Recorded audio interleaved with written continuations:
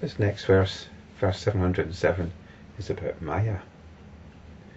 Maya is one of these terms which, if you look into Indian spirituality, you'll come across quite a lot. In fact, it's almost common currency in the English language, like nirvana and karma. And Maya is normally understood as illusion. It's all Maya. The world is all illusion. And this is supposed to spur us on to find some truer reality behind the illusion. But it's got lots of different shades of meaning. It isn't simply just illusion, but the power of illusion.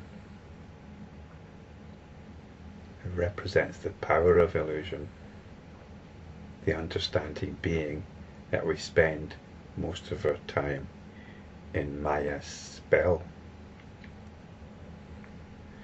Here though, in this series of videos, a more specific understanding of Maya is being indicated.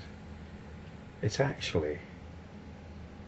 power actually derives from consciousness.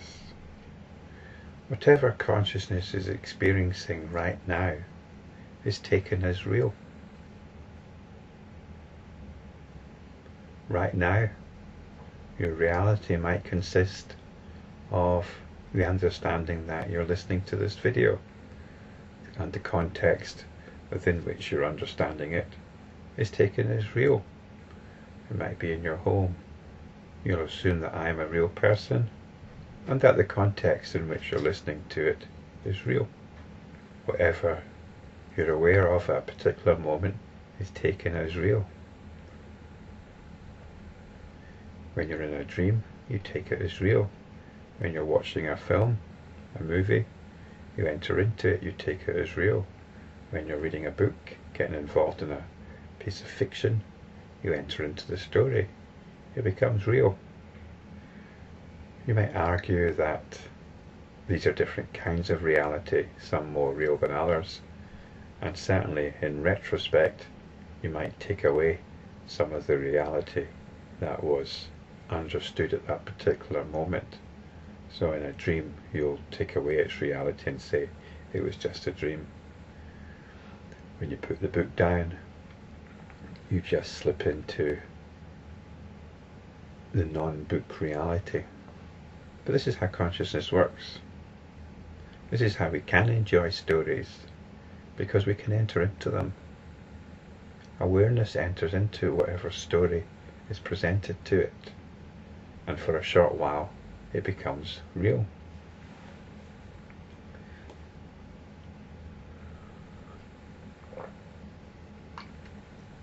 So this is Maya.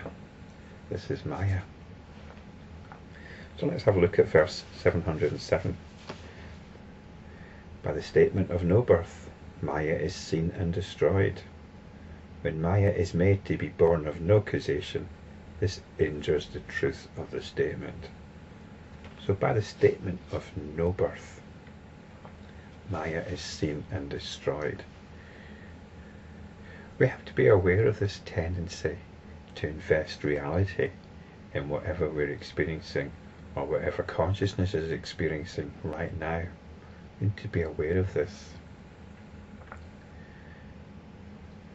We need to be aware that all realities that consciousness enters into are fabrications. This is what's meant by the statement of no birth. Every situation has a narrative. Some narratives we'll give more reality to than others. You are a narrative. The individual is a narrative. Your culture is a narrative. Religious stories are narratives. Scientific stories are narratives. They all have their own purpose. They all have their own reality, but as enlightenment practitioners, we call all these narratives no birth, and we come back to awareness itself. We take away, or we bypass, this tendency of consciousness to believe in the reality of whatever narrative it is currently entertaining. This is the destruction of Maya. We see it. Maya is seen, and we disengage from it. In this way it's destroyed. So no birth means all narratives, all understanding about what is being experienced. And when we let go of that, we come back to abiding in pure, simple consciousness or awareness. The attention is resting in itself. So what's the problem with this? When Maya is made to be born of no causation, this injures the truth of the statement. So as I said, there's many different understandings of Maya. And I think the one that's being presented in this series of videos is possibly quite unique. But what's it saying here? So one particular understanding of Maya seems to be causing some concern here. When Maya is made to be born of no causation, when Maya is understood to be born of no causation, perhaps there's some philosophical point being addressed here. What's the difference between no causation and no birth? Are they the same thing? Well, no causation is part of the realization of no birth.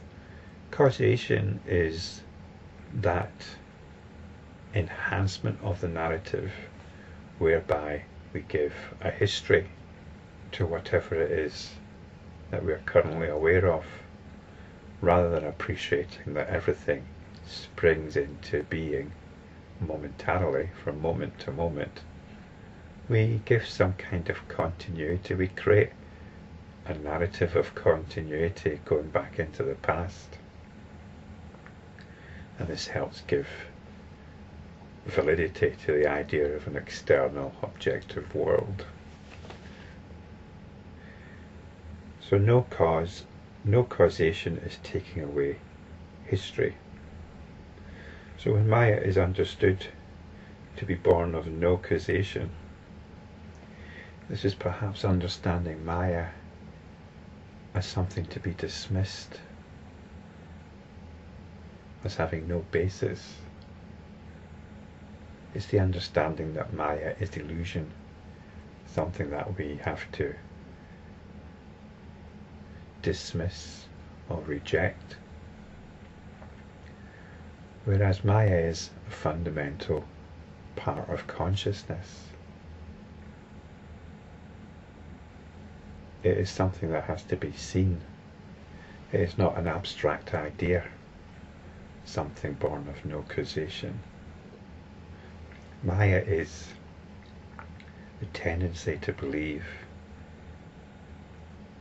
in whatever narrative is being presented. And each narrative has its own reality, its own frame of reference, which it might be necessary to engage with from time to time. As enlightenment practitioners, we take every opportunity to step back from all narratives and to abide in pure being, in suchness.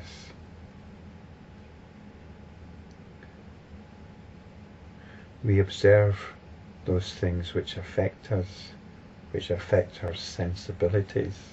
This is Maya in operation. Those narratives that affect our sensibilities are Maya in operation, because we're not just experiencing feelings, we create a reason for these feelings. Our sensibilities consist of feelings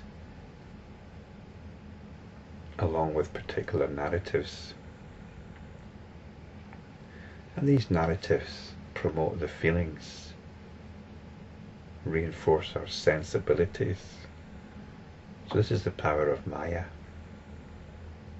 We have to see it in operation. See what we take as reality. And we know what we take as reality because it affects us. It affects our feelings. As enlightenment practitioners, we move beyond these habits. We move beyond letting certain narratives dictate how we should feel. And we move to the more advanced part of enlightenment practice, which explores how happy is it possible to be.